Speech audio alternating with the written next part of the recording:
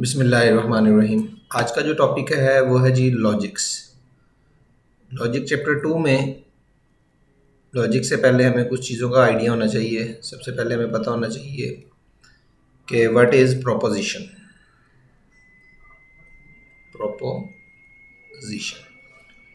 Proposition simple एक statement को कहते हैं, लेकिन स्टेटमेंट और प्रोपोजिशन में एक डिफरेंस है। A statement which is true, which is either true और फॉल्स। ठीक है, अ स्टेटमेंट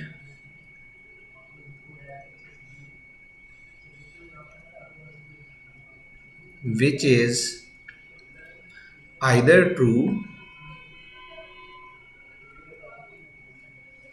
और false। ठीक है, इसको हम कहते हैं प्रोपोजिशन। फॉर एग्जाम्पल मैं लिखता हूं bird fly in the air. Birds fly in the air. तो ये स्टेटमेंट है। क्या ये स्टेटमेंट प्रोपोजिशन है? तो आप बता सकते हैं कि ये बात ठीक लिखी हुई है, birds fly in the air. जी बिल्कुल ठीक है। इसका मतलब ये क्या है? हमारी प्रोपोजिशन है। सिमिलरली कोई और बना लेते हैं। मतलब suppose 2 + 2 is equal to, suppose मैं 7 लिख रहा हूँ। अब 2 + 2 7 तो नहीं होता, 4 होता है। इसका मतलब आप बता सकते हैं कि ये चीज़ गलत है। तो गलत है, इसका मतलब ये क्या है? ये प्रोपोजिशन नहीं है, ये सिंपल एक स्टेटमेंट है जो कि गलत। ठीक है, ये प्रोपोजिशन कम से कम, ओ सॉरी, ये प्रोपोजिशन है क्योंकि इसको आप डिक्लेयर कर रहे हैं कि ये गलत है। तो जिस किसी भी स्टेटमेंट को जिसको आप डिक्लेयर कर दें कि ये आपका उसमें आइदर ट्रू है या फॉल्स है, तो वो प्रोपोजिशन होगी। नेक्स्ट एक और एग्जांपल कर लेते हैं। सपोज अली इज इंटेलिजेंट, एक स्टेटमेंट है, अली इज इंटेलिजेंट। अब ये चीज़ कंफर्म नहीं है हमें, अली इंटेलिजेंट हो भी सकता है, नहीं भी हो सकता। ठीक है, इसके बारे में कोई नहीं है। तो इसका मतलब ये हमारी प्रोपोजिशन नहीं है क्योंकि इसको आप सही या गलत डिक्लेयर नहीं कर पा रहे। तो ऐसी स्टेटमेंट जिसको आप सही या गलत नहीं कर सकते, वो आपकी सिंपल स्टेटमेंट रहेगी, वो प्रोपोजिशन नहीं होगी। प्रोपोजिशन वही होगी जो गलत हो जाए या ट्रू हो जाए या हमारी फॉल्स हो जाए।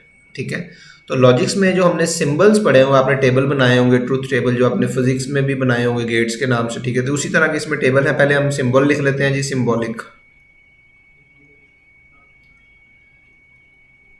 सिंबॉलिकली जो सिंबल्स जो यूज़ किए गए हैं वो है जी, सबसे पहला जो है नगेशन।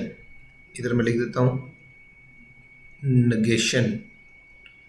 नगेशन को इन सिंपल नॉट भी कह देते हैं। ठीक है जी। फिर एक यूज़ किया गया है एंड, नॉट, और इसको हम कहते हैं एंड। इसे कंजंक्शन भी कहते हैं, कंजंक्शन। ठीक है, फिर एक और है जी और वाला, इसे हम कहते हैं और कहते हैं, ये डिसजंक्शन है।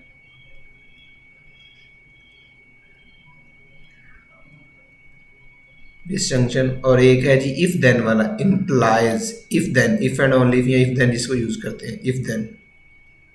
ठीक है, और इसको मैथ की लैंग्वेज कहा जाए तो इसको हम कहते हैं कंडीशनल। ठीक है जी। और एक लास्ट में है जी इफ एंड ओनली इफ, जिसमें 2 साइडेड में एरो होता है, IFF, if and only if. ठीक है, इसे हम कहते हैं by conditional. By, DITION, by conditional. ठीक है, तो ये सारे टेबल्स आपने पढ़े हुए हैं पहले, जस्ट मैं गो थ्रू करवा देता हूँ। ठीक है, पहले नेगेशन का तो बड़ा सिंपल सा है। मतलब सपोज एक ट्रूथ टेबल बनाना है, P है प्रोपोजिशन। अच्छा, ये P और Q जो आप लिखते हो ये प्रोपोजिशन होती है। तो प्रोपोजिशन या तो ट्रू हो सकती हैं या फॉल्स हो सकती हैं, तीसरी कंडीशन नहीं होती। मतलब सपोज P है तो इधर हम इसका नेगेशन P बना लेते हैं। अगर सपोज P ट्रू है तो नेगेशन में क्या करना होता है? जस्ट आपने उलट करना होता है। तो ट्रू का नेगेशन क्या होगा? फॉल्स। और इन केस अगर फॉल्स है तो इसका नेगेशन क्या होगा? ट्रू। तो नेगेशन बहुत सिंपल है। इसी तरह अगर मैं P एंड Q का टेबल बना दिया जाए, मतलब सपोज इधर ही हम लिख लेते हैं जी, एक प्रोपोजिशन हमारी P है, एक प्रोपोजिशन Q है, तो इसमें P एंड Q का इधर बना लेते हैं और P और Q दोनों का एक ही टेबल में बना लेते हैं। और साथ ही वो इम्प्लीकेशन बाकी बना लेते हैं। सबसे ज़्यादा इंपॉर्टेंट ये इम्प्लीकेशन वाला है, ठीक है। तो प्रोपोजिशन अगर सपोज दो स्टेटमेंट को जोड़ा जाता है तो दोनों ट्रू हो सकती हैं। फर्स्ट वाली ट्रू हो सकती है, दूसरी फॉल्स हो सकती है। ये फॉल्स हो जाए, ये ट्रू हो जाए, ये फॉल्स हो जाए और ये भी फॉल्स हो जाए, ठीक है। तो दो स्टेटमेंट जब जुड़ी होती हैं जिसमें एंड का वर्ड यूज किया होता है, ठीक है। एंड में क्या होता है, अगर दोनों स्टेटमेंट्स आपकी ट्रू होंगी तो आपका एंड वाली स्टेट तो फाइनल रिजल्ट क्या आएगा, वो ट्रू कंसिडर होगा। अगर उन दोनों में से एक भी फॉल्स हो जाए तो वो फॉल्स कंसिडर होता है, ठीक है। तो ये सारे फॉल्स हैं। तो जो एंड वाली स्टेटमेंट है उसी केस में आपकी ट्रू होगी जब दोनों ही ट्रू होंगे। अगर एक भी फॉल्स मिल जाए तो फॉल्स आंसर है। अब आ जाते हैं और वाले केस में।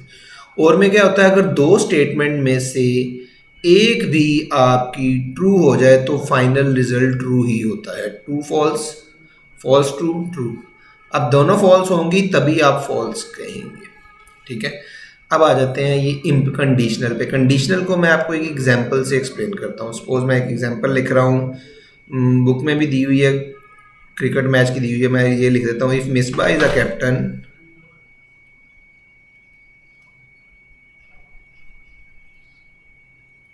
then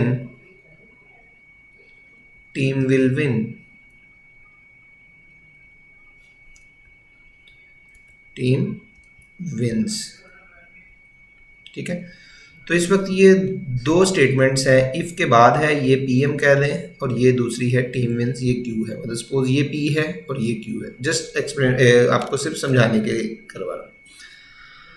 अच्छा, ये पी हमने लिखा हुआ, ये क्यू लिखा हुआ। मतलब सपोज हमने ट्रू का मतलब है हमने ये बात मान ली है। तो ट्रू, अगर आपने ये बात मान ली है, मिसबा को कैप्टन बना दिया है और टीम भी जीत गई है, इसका मतलब है इसका जो क्लेम है ये वाला, ये सही है, तो ये ट्रू हो गया। दूसरे केस में क्या है जी, अगर मिसबा को कैप्टन तो बनाया लेकिन फॉल्स, दूसरा है जी टीम जीती नहीं है। फॉल्स का मतलब हार गई, ठीक है। तो इसका मतलब है ये क्लेम हमारा गलत हो गया। उसने कहा था मुझे कैप्टन बनाए तो टीम जीत जाएगी। अब कैप्टन तो बनाया लेकिन टीम फिर भी हार गई, तो इसका मतलब ये स्टेटमेंट आपकी अब ट्रू नहीं है, इसका क्लेम जो है वो फॉल्स हो गया। सिमिलरली अगर हमने कैप्टन ही नहीं बनाया, टीम फिर भी जीत गई, तो इसका क्लेम अपनी जगह पे ही है कि अगर ये, क्योंकि इफ कंडीशनल है ना, अगर कैप बनाएंगे तो होगा ही होगा, अगर बना के ना हुआ तो भी गलत होगा, ठीक है। अब नहीं बनाया तो तब भी टीम जीत गई तो तब भी बात ठीक है।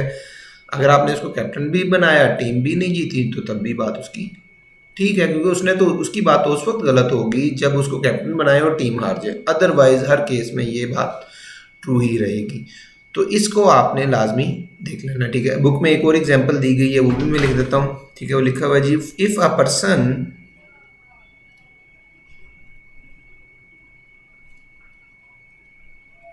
lives in Lahore, lives at Lahore,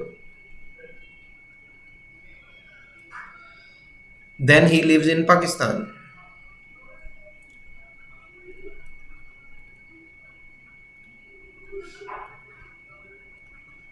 तो जिस स्टेटमेंट में भी इफ देन यूज होता है उसमें एक्चुअली ये कंडीशनल यूज किया जाता है। अब इसमें भी दो दो हैं आपकी, मतलब सपोज ये है जी पर्सन लिव्स एट लाहौर, ये वाला हमारा पी हो जाएगा, और ये लिव्स इन पाकिस्तान, ये हमारे क्यू है, ठीक है। तो इसको भी चेक कर लें आप। अगर सपोज कोई पर्सन लाहौर में रहता है, इसका मतलब वो पाकिस्तान में रहता है, ये भी ट्रू, ये भी ट्रू, तो फाइनल आंसर ट्रू है, बात ठीक है। लेकिन अगर वो लाहौर में रहता है, वो कहता है जी पाकिस्तान में नहीं रहता, तो ऐसा तो पॉसिबल नहीं है ना, तो ये फॉल्स हो जाएगी।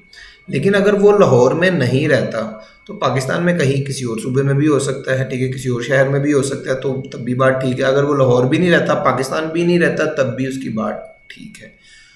तो एक ही कंडीशन में ये गलत हो सकता है कंडीशनल के, आप इफ वाली स्टेटमेंट अगर ट्रू हो जाए और देन वाली फॉल्स हो जाए तब फॉल्स होएगा, अदरवाइज ये हमेशा क्या आएगा, ट्रू ही रहेगा, ठीक है। और जो इसमें वर्ड यूज किए गए हैं वो भी आपको मैं बता देता हूँ। मतलब सपोज कंडीशनल में पी इम्प्लाइज क्यू है, ठीक है। इसमें जो फर्स्ट वाला होता है ये वाला, इस पी को, इसको हम कहते हैं जी हाइपोथेसिस, हाइपोथेसिस, या इसको दूसरा भी कहते हैं एंटीसीडेंट भी कह देते हैं, एंटीसीडेंट, ठीक है। और ये जो सेकंड स्टेटमेंट होती है इसको हम कहते हैं कॉन्सिक्वेंट,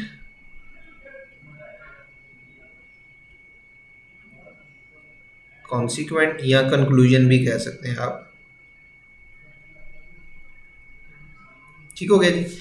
अच्छा, अगर P इम्प्लाइज Q है, और भी चीज़ें याद रख लें, if P implies Q and Q implies P, ठीक है, तो इसको हम बाई कंडीशनल बना लेते हैं, P एंड Q। तो बाई कंडीशनल में टेबल में आप, अगर मैं इधर पर टेबल कंप्लीट ही कर देता हूँ आपको, बाई कंडीशनल में क्या होगा, ये बाई कंडीशनल ऐसे, अगर दोनों ट्रू होंगे तो ट्रू आंसर आएगा, अगर दोनों फॉल्स होंगे, ठीक है, तो तब भी आपका आंसर क्या आएगा, फॉल्स होगा। तो अब देखें ये दोनों ट्रू आ गए, तो आंसर क्या बन गया, ट्रू। अगर एक ट्रू और एक फॉल्स हो जाए तब फॉल्स हो जाएगा। इसमें दोनों स्टेटमेंट का सही होना लाजमी है, कि मतलब ये टू वे प्रोसेस है, अगर दोनों फॉल्स है तब भी बात ठीक है, ठीक है। तो दोनों ट्रू तो ट्रू, दोनों फॉल्स देन भी ट्रू, अगर एक भी फॉल्स हो जाए तो गलत कंसिडर होगा, ठीक है। अच्छा, ये तो थी हमारी लॉजिक्स की टेबल्स, जो मैंने थोड़ी सी इन्फॉर्मेशन आपको चाहिए थी। अब आ जाते हैं कुछ टर्म्स पे जो कि इस एक्सरसाइज में यूज़ होनी है, हमारी इंटरेस्ट में भी यूज़ होती हैं। फॉर एग्जांपल, अगर आपको दिया हुआ है ये P implies Q, P implies Q, तो इसके कुछ टर्म्स हैं जो कि आपने याद रखनी है। सबसे पहले हम करते हैं जी इनवर्स। इनवर्स के बाद स्टेटमेंट का कन्वर्स भी होगा, कन्वर्स के बाद कंट्रापॉजिटिव, सारा कुछ बुक में लिखा हुआ है, ठीक है, आपने इसको रिवाइज कर लेना है। कंट्रापॉजिटिव के बाद टोटोलॉजी, टोटोलॉजी के बाद एब्सर्डिटी, ये एमसीक्यूज इसके पेपर में पूछे जाते हैं, ठीक है, और कॉन्टीजेंसी, कॉन्टीजेंसी। इनवर्स क्या होगा इस स्टेटमेंट का, मतलब पी कंडीशनल का इनवर्स क्या होएगा। इनवर्स में हमने सिंपल क्या करना है, आपने नेगेशन यूज कर देना है। तो negation P implies negation Q, दोनों स्टेटमेंट के साथ नेगेट करना है, नोट लगा देना है। कन्वर्स में हम क्या करते हैं, इनकी पोजीशन चेंज कर देते हैं, ये क्यू इम्प्लाइज पी हो गया। इसी तरह कंट्रा पॉजिटिव में क्या करना है, कन्वर्स और इनवर्स दोनों को एट अ टाइम कर देना है। तो ये क्या हो जाएगा, negation Q implies negation P, जगह भी चेंज करनी है और साइन भी चेंज करना है। टोटोलॉजी, टोटोलॉजी वो होती है जो हमेशा से ट्रू होएगी, मतलब ऐसी कंडीशनल या कोई भी आपकी स्टेटमेंट जो ऑलवेज ट्रू हो, ऑलवेज ट्रू। और ये वाली होगी जो ऑलवेज फॉल्स, एब्सर्डिटी। कॉन्टीजेंसी होती है मे बी ट्रू और फॉल्स, मतलब फॉल्स भी हो सकती है और ट्रू भी हो सकती है, ट्रू या फॉल्स दोनों में से। मतलब जिस तरह ये आपकी ये वाली कंडीशनल थी, ये ट्रू भी होती है और फॉल्स भी होती है। एंड वाली ट्रू भी हो सकती है, फॉल्स भी हो सकती है, ठीक है। तो पेज 52 में आपने ये चीज़ें देख लेनी है, एक टेबल भी बनाया गया उसमें। अब कुछ इसके क्वेश्चंस कर लेते हैं। मतलब फॉर एग्जांपल मैं एक क्वेश्चन लिखता हूँ, बस ये इन्फॉर्मेशन अगर पता है तो आप क्वेश्चन बड़ी इजीली सॉल्व कर लेंगे। क्वेश्चन है जी, contrapositive of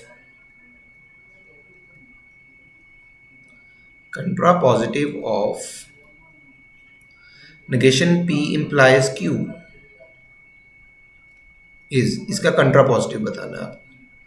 option A negation P implies Q, option B P implies negation Q, option C negation Q implies P, option D negation Q implies negation P, ठीक है। तो अभी हमने पढ़ा जी कंट्रापॉजिटिव वो वाली स्टेटमेंट है जिसमें हमने पोजीशन भी चेंज करनी है और साइन भी चेंज करना है। जब इसकी पोजीशन चेंज करेंगे तो ये कुछ इस तरह का हो जाएगा, Q इम्प्लाइज नेगेशन P, ये हो जाएगा, ठीक है। फिर थोड़ा सा बारीक कर लें, ओके। Q इम्प्लाइज, ये आपका था नेगेशन P, ठीक है जी। ये था जी, जगह चेंज करेंगे तो Q इम्प्लाइज नेगेशन P हो जाएगा। अब साइन भी आपने चेंज करना है, जब इसके at a time sign change करेंगे तो ये क्या हो जाएगा, negation Q implies negation negation दो दफ़ा कैंसिल हो जाएगा तो सिंपल P रह जाएगा। तो देखें किस ऑप्शन में आपको नज़र आ रहा है, जो कि सी ऑप्शन में। तो कंट्रापॉजिटिव में आपने पोजीशन भी चेंज करनी है और साइन भी चेंज करने हैं, ठीक है। एक और क्वेश्चन लिख देते हैं स्टेटमेंट की तरह का question.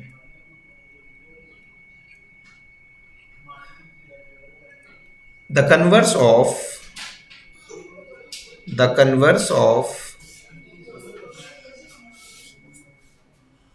if it is cloudy,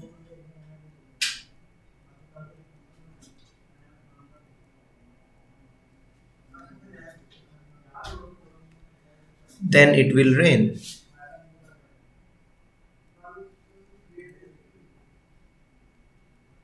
ठीक है, जस्ट एक्सप्लेन कर रहा हूँ, एग्जाम्पल है जस्ट, ठीक है। Option A, if it is cloudy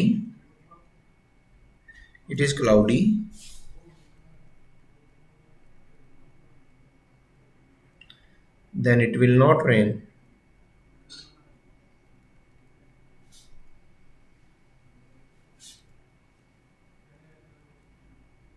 B option, it will cloudy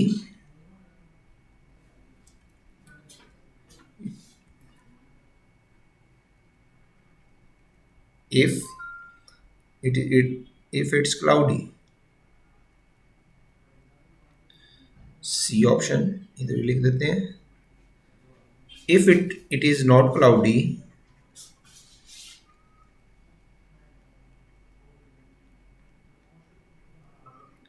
then it will not rain.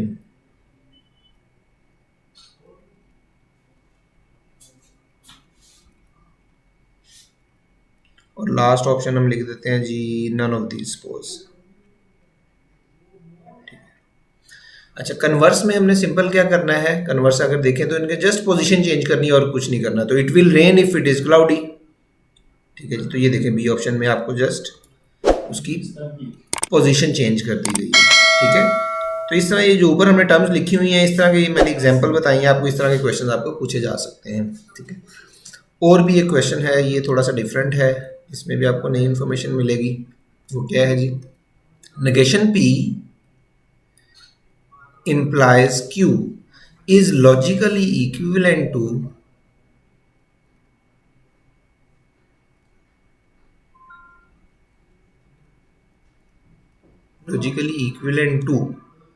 option A, negation Q implies P, option B, P implies negation Q, option C, negation P implies negation Q, and option D is Q implies negation P। ठीक है, अब बताना है कि ये logically किसके equivalent है। अगर हम इसमें देखें कन्वर्स, इनवर्स, कंट्रापोजिटिव, इसमें तो हमने ऐसा कुछ नहीं पढ़ा कि जो किसके लॉजिकली इक्विवेलेंट हो। तो लॉजिकली इक्विवेलेंट के लिए आपको याद रखना है कि ये जो आपका कंडीशनल है इसका आंसर और जो कंट्रापोजिटिव है इसका आंसर ये लॉजिकली इक्विवेलेंट होगा। ठीक है जी, मैंने इधर एरो लगा दी है। इसी तरह जो कन्वर्स है और इनवर्स है ये भी आपके क्या होंगे, लॉजिकली इक्विवेलेंट हो गए। तो इनडायरेक्टली आपसे क्या पूछा गया है, कंट्रापोजिटिव ही पूछा गया। तो कंट्रापोजिटिव में क्या करना है, आपने साइन चेंज करने हैं और पहले जगह चेंज करनी है, फिर साइन चेंज कर दें। ठीक है, तो ये क्या हो जाएगा, नेगेशन Q इम्प्लाइज P, क्योंकि Q के साथ नेगेशन आ जाएगा और बाकी बन गया आपका P, जो कि हमें ए ऑप्शन में दिया गया है। ठीक हो गया जी। नेक्स्ट क्वेश्चन है जी, ऑप्शन P और नेगेशन P रिप्रेजेंट्स, टेबल अगर आपको याद होंगे कि किस तरह बनाया हुआ तो ये आसान है चीज़ें। Absurdity,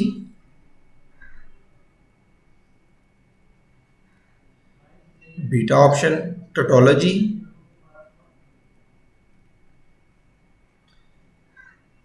Charlie option contingency, and delta option none of these, इनमें से कोई नहीं है। तो है तो बड़ा आसान सा, ये P और नेगेशन P है, तो इसकी पॉसिबिलिटीज हम चेक करते हैं। P तो ट्रू हो सकता है, और तो नेगेशन, जब P ट्रू है तो नेगेशन क्या हो जाएगी, फॉल्स हो जाएगा। ट्रू और फॉल्स का आंसर क्या होता है जी, ट्रू। ऐसे ही होगा ना, क्योंकि ट्रू उसी केस में होता है जब एक भी ट्रू और में एक भी ट्रू हो जाए तो आपका फाइनल रिजल्ट ट्रू होता है। अच्छा, पी की ये भी तो पॉसिबिलिटी है कि पी फॉल्स हो जाए। अगर पी फॉल्स हो जाएगा तो ये जो नेगेशन है इसको फिर ट्रू कर देगी, तो फिर भी आंसर ट्रू होगा। तो दोनों ऑप्शन हमने चेक करने, ट्रू और फॉल्स की। तो दोनों केसेस में हमें आंसर ट्रू ही मिल रहा है। तो अगर दोनों केसेस में आंसर ट्रू है तो ये क्या हुआ, हमेशा ट्रू है, तो ये हमारी टोटोलॉजी हो गई। इसी तरह अगर कोई आपका ये वाली स्टेटमेंट जो है ये अगर ऑलवेज फॉल्स हो जाएंगी तो हमारी क्या हो जाएगी, एब्सर्डिटी होगी। ठीक है, और भी क्वेश्चन आपने एक्सरसाइज में से प्रैक्टिस के लिए कर लेने हैं। मैं एक क्वेश्चन और करवा देता हूँ, फिर इसका सेट थ्योरी से जो लिंक है वो हम डिस्कस करेंगे। क्वेश्चन है P and Q negation P represents option A, सारी वही लिख लें, ऑप्शन एब्सर्डिटी,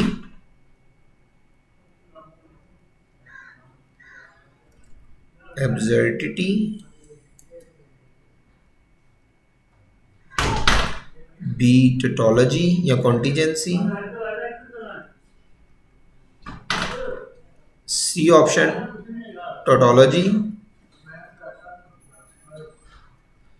डी में फिर नन कर दें। तो इसको जब आप चेक करोगे, एमसीक्यू है, ठीक है, खुद ही आपने चेक कर लेना है पी एंड क्यू का टेबल बना के, तो ये हमारी टोटोलॉजी ही निकलेगी। ठीक है, इसको आप इजीली चेक कर लीजिएगा खुद ही। ठीक है, इसमें कोई मुश्किल नहीं है, प्रैक्टिस के लिए मैंने आपको ये क्वेश्चन दिया है। अब लिखते हैं जी सेट थ्योरी का और लॉजिक का एक्चुअली लिंक क्या है, क्योंकि हमने शुरू में सेट्स पढ़े थे, यूनियन, इंटरसेक्शन और वो। ठीक है, रिलेशन बिटवीन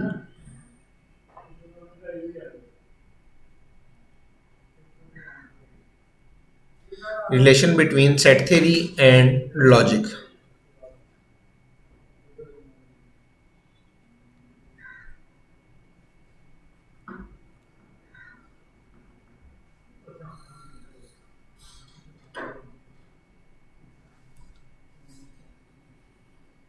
जी, पेज 55 में ये सारा कुछ दिया गया है। मैं इधर छोटा छोटा पॉइंट्स बना के आपको एक्सप्लेन कर देता हूँ। जो आपका जो ए यूनियन बी है ना, मतलब दो सेट्स का यूनियन है, तो इधर हमारा ये और कंसीडर होगा। जो यूनियन का आंसर, यूनियन में क्या करते हैं, दोनों इकट्ठे करके लिख देते हैं एक ही जगह पे, तो और में क्या करते हैं, दोनों में से एक भी ट्रू हो जाए तो आंसर ट्रू हो जाता है। ठीक है, इसी तरह अगर ये इंटरसेक्शन की बात की जाए तो लॉजिक्स में ये एंड के इक्वल होगा। ठीक है, अगर P is equal to Q हो जाए, मतलब दो सेट इक्वल हो जाए, A is equal to B, तो इसका मतलब क्या होगा कि A इज बाई कंडीशनल है। ठीक है, ये वाला इसके इक्वल है, A यूनियन B इसके इक्वल, ये इसके इक्वल। ठीक है, similarly A union B complement भी दिया होगा पेज 55 में, मैंने बताया आपको, उधर से आपने चेक कर लेना है। ठीक है, A यूनियन B जो कॉम्प्लीमेंट है, कॉम्प्लीमेंट नेगेशन के लिए यूज होता है। ठीक है, और ये जो यूनियन है उसमें क्या होएगा, P और Q। इसी तरह इंटरसेक्शन का भी आप लिख सकते हैं। ठीक है, तो ये रिलेशन है सेट थ्योरी का और लॉजिक का, यूनियन, इंटरसेक्शन, कॉम्प्लीमेंट, ये हम पहले से ही चीज़ें डिस्कस कर चुके हैं। अच्छा, ये है जी लॉजिक्स। लॉजिक्स के बाद हम डिस्कस कर लेते हैं अपने ग्रुप्स।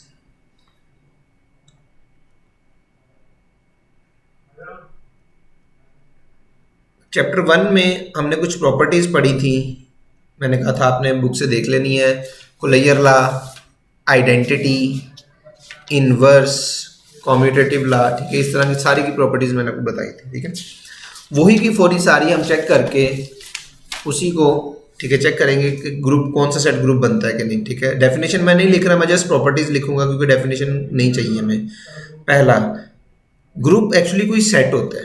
ठीक है, उस सेट में अगर कुछ कंडीशंस होल्ड कर जाए, मतलब कुलैयर कुछ कंडीशंस कौन सी हैं ये हम पढ़ने लगे प्रॉपर्टीज। नंबर 1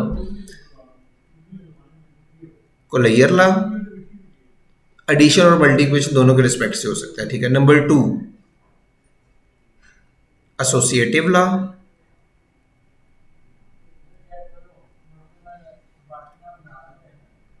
और तरतीब भी आपने इसी तरह याद रखनी है। आइडेंटिटी, और फोर्थ में है जी इनवर्स, और 5 भी हम लिख लेते हैं कॉम्यूटेटिव प्रॉपर्टी।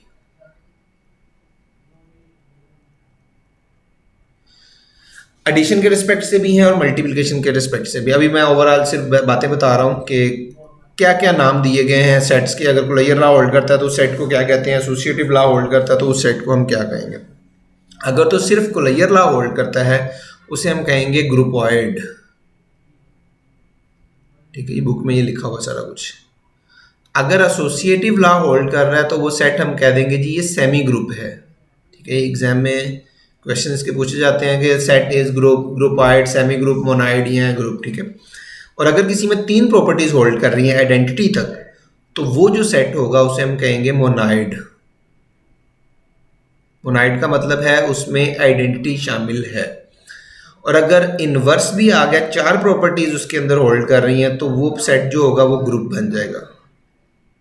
ठीक है, जिसकी हम डेफिनेशन पढ़ रहे हैं। तो a non empty set X is said to be a group if the following conditions hold, player, associative, identity and inverse.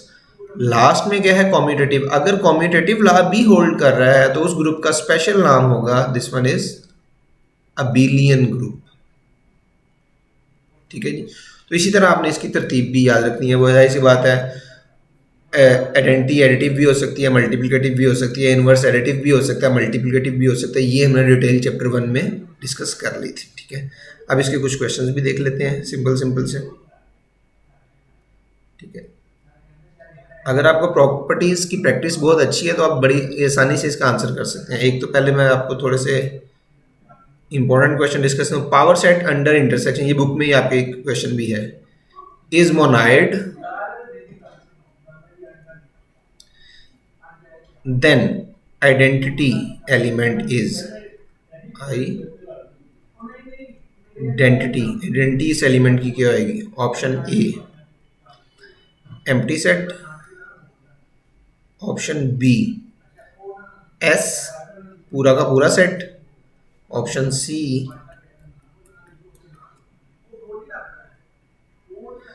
Power set, option D none कर देते हैं। ठीक है, तो P of S mean power set under intersection. अब ये बता दिया गया कि ये मोनाइड है। अगर मोनाइड है जाहिर सी बात है उसमें आइडेंटिटी होगी, तो आपने बतानी है आइडेंटिटी एलिमेंट उसका कौन सा है। पहले आपको थोड़ी सी एग्जांपल से आपको एक्सप्लेन कर दूं। मतलब सपोज मैं एक सेट लिख रहा हूँ, छोटा सा लिखूंगा 1 2, तो इसका पावर सेट भी लिख लें। पावर सेट ऑफ ए 5 1 2 1 2। ठीक है, तो ये सेट है जी हमारा पावर सेट। आइडेंटिटी की जो डेफिनेशन है, अब ऑपरेशन जो दिया गया है आपको इंटरसेक्शन दिया है। आइडेंटिटी की डेफिनेशन है आप इसको दूसरे एलिमेंट से ऑपरेट करवाएं तो उस एलिमेंट को ये चेंज नहीं करता। मतलब आइडेंटिटी को किसी भी एलिमेंट से ऑपरेट करवाते हैं वो एलिमेंट में चेंज नहीं आएगी।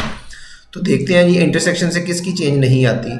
अगर सपोज इसमें से मैं आइडेंटिटी सपोज करता हूँ ये 1 2 है। अब देखें ये पूरा सेट 1 2 है सबसे बड़ा, इसका इससे इंटरसेक्शन लें तो ये क्या आ रहा है 5।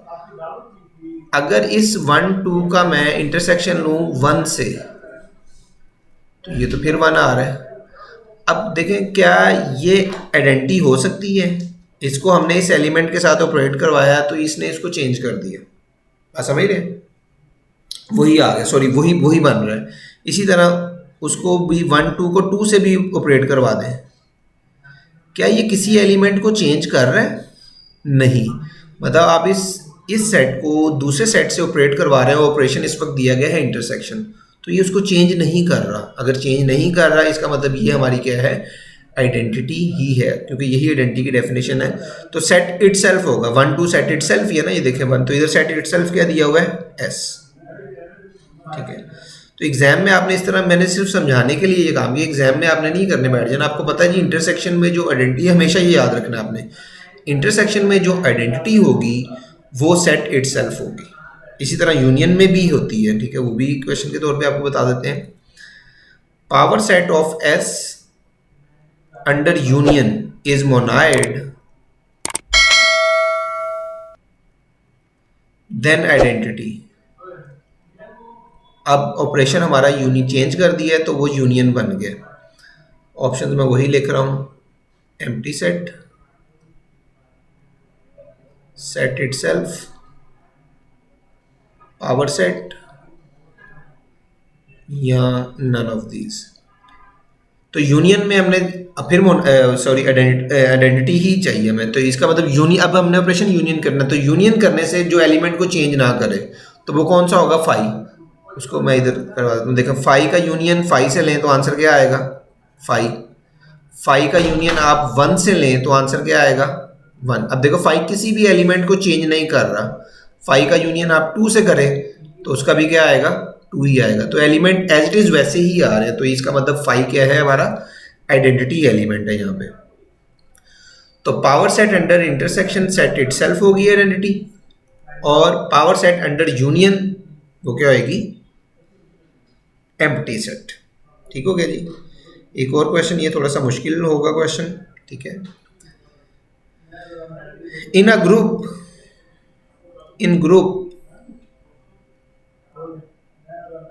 A steric B is equal to 3AB.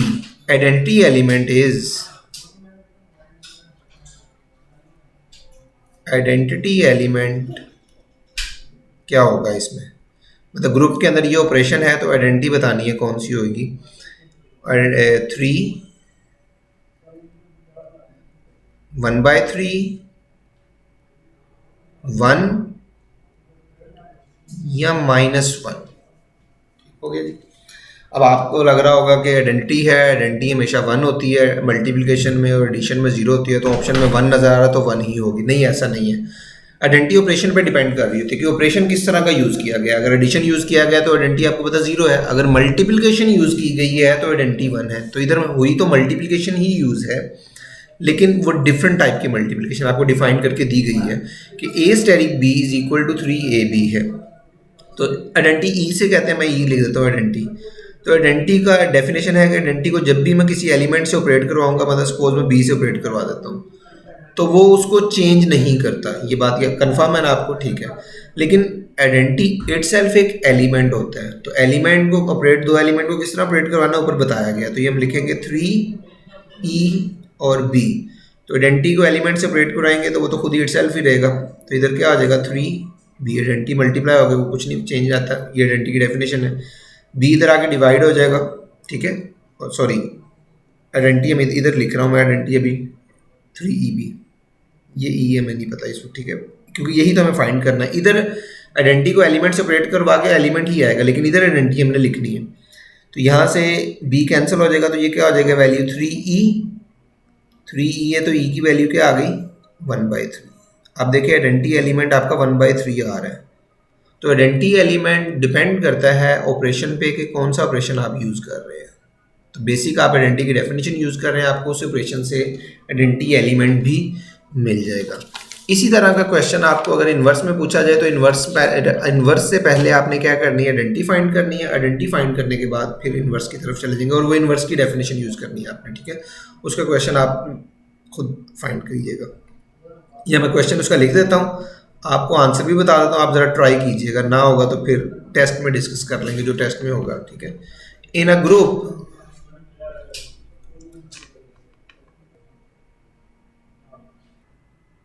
Question लिख रहे थे in a group, same question है। In a group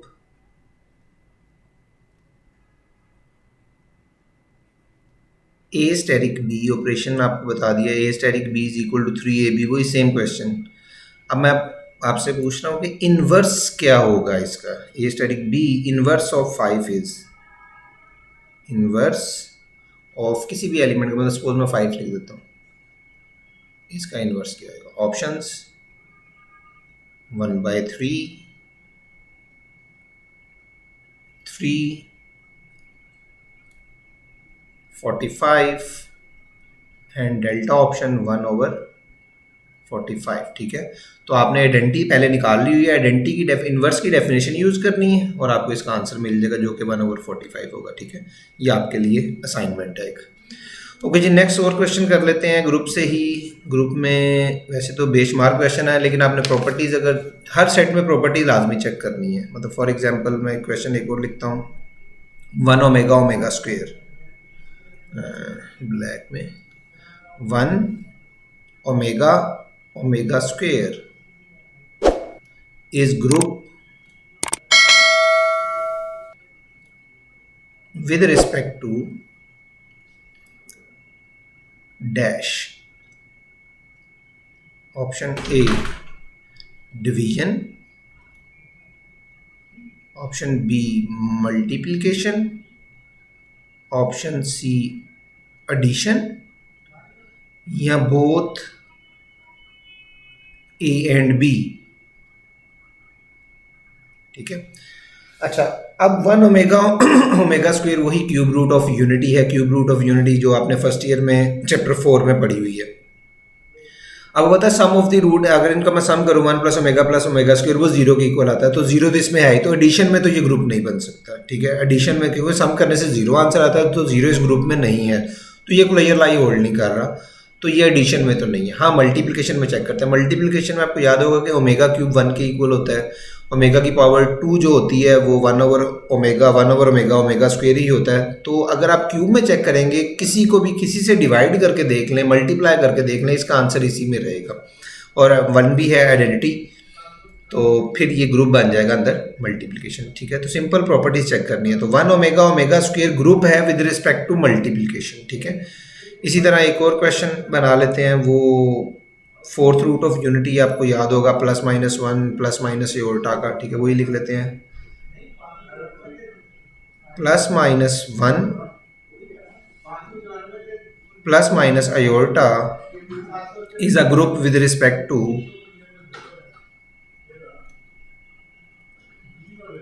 dash. Option A division, option B multiplication, addition, या both A and B। तो +-1, अब देखें इन सबको अगर मैं ऐड भी करूं तब भी आंसर 0 आ जाता है, तो 0 इस सेट में नहीं है, तो एडिशन में तो ये ग्रुप नहीं बन सकता। हाँ, मल्टीप्लिकेशन में चेक करें तो ये ग्रुप बनेगा, क्योंकि किसी भी नंबर को किसी से मल्टीप्लाई कर दे, 1 इंटू एओर्टा, एओर्टा से माइनस एओर्टा को माइनस एओर्टा से मल्टीप्लाई करें तो प्लस एओर्टा स्क्वायर -1 होता है, वो भी इस ग्रुप में है। तो ये सारे के सारे आपको जो लॉज हैं वो इसमें होल्ड कर रहे हैं। ठीक है, हाँ, ये दोनों क्वेश्चन अगर इस तरह आ जाए, मतलब सपोज लिखा हो 1 omega square is closed with respect to, मतलब क्लोज किसके रिस्पेक्ट से है, तो क्लोज, बल्कि मैं क्वेश्चन लिख देता हूँ आपको, ये दोनों क्वेश्चन में ऐसा है, ये आपने याद रखना है। 1 omega square is closed with respect to dash, division, multiplication, addition, या both A and B। अब अगर क्लोज की बात की जाए तो क्लोज का मतलब क्लोजर ला है। क्लोजर ला में आपको पता, 2 एलिमेंट को ऑपरेट करवाएं, आंसर उसी सेट में रहना चाहिए। तो 1 को ओमेगा से करें, ओमेगा स्क्वायर होता है, ओमेगा स्क्वायर एडिशन में नहीं होगा, क्योंकि एडिशन में सम इनका 0 है, वो तो है ही नहीं। अब ये क्वेश्चन जो ऊपर हमने लिखा वो ग्रुप का था, इसमें क्लोज है, तो ये क्लोज जो है डिवीजन से भी होगा और मल्टीप्लिकेशन से भी होगा, इस चीज़ का ख्याल है। क्योंकि डिवीजन से क्या करें, 1 ओवर ओमेगा, 1 को ओमेगा, तो 1 ओवर ओमेगा आपको पता है ओमेगा स्क्वायर होता है, और इसी तरह omega over omega square 1 over omega भी ओमेगा स्क्वायर होता है, और 1 ओवर ओमेगा स्क्वायर ओमेगा के इक्वल होता है। तो ये डिवीजन से भी एज वेल एज मल्टीप्लिकेशन, ये दोनों से क्लोज्ड है। तो अगर क्लोज की बात करेंगे तो ये डिवीजन और मल्टीप्लिकेशन दोनों में आएगा। सेम इसी तरह क्वेश्चन आपका +-1 और +-एओर्टा वाला भी क्लोज जो है एडिशन और मल्टीप्लिकेशन के रिस्पेक्ट से है। एक और की पॉइंट याद रख लें, जिस सेट में 0 आ जाएगा वो सेट मल्टीप्लिकेशन में कभी भी ग्रुप नहीं बन सकता, और जिस सेट में 1 नहीं होगा वो मल्टीप्लिकेशन में ग्रुप नहीं बन सकता। इस चीज़ का ख्याल, मतलब 0 आएगा तो वो एडिशन में ग्रुप हो सकता है, 1 आएगा तो मल्टीप्लिकेशन में। 0 वाला कभी मल्टीप्लिकेशन में ग्रुप नहीं हो सकता। अगर 1 आ रहा है, 1 किसी सेट में नहीं है, तो वो भी आपका ग्रुप नहीं बन सकता मल्टीप्लिकेशन के रिस्पेक्ट से। ठीक है जी, तो इसके कुछ क्वेश्चंस आपने खुद ही एक्सरसाइज से प्रैक्टिस कर लेनी है। ठीक है, बाकी इंशाल्लाह हम टेस्ट के अंदर और मज़ीद क्वेश्चन इसके डिस्कस कर लेंगे। Thank you very much.